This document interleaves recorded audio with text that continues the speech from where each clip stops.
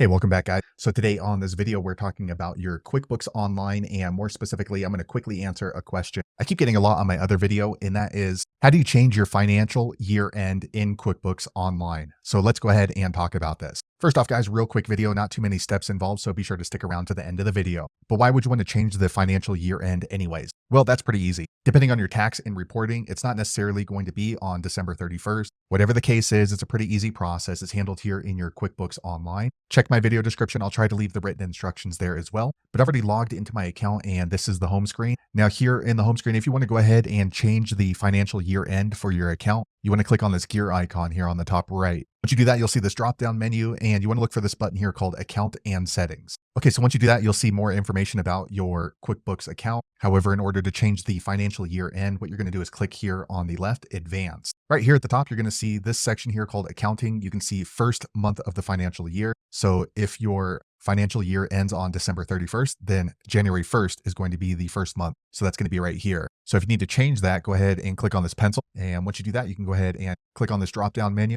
So if your financial year ends on, let's say, March 31st, then you're going to want to go ahead and put April right there. So for some reason, you can't choose the date. I'm not sure why that is, or maybe there's another version of QuickBooks that allows you to choose the exact date. But for my version, you can only choose the month. So once you've chosen, go ahead and click on this green save button. So there you have it, guys. If you're wondering how to change the financial year end for your QuickBooks Online account, that's the easiest way I know how to do it. If you know an easier way, be sure to leave a comment below. Let the rest of us know how you did it. Hopefully you found that video useful. If so, click thumbs up or maybe consider subscribing to my channel, and I hope to see you on the next video. Thanks again for watching.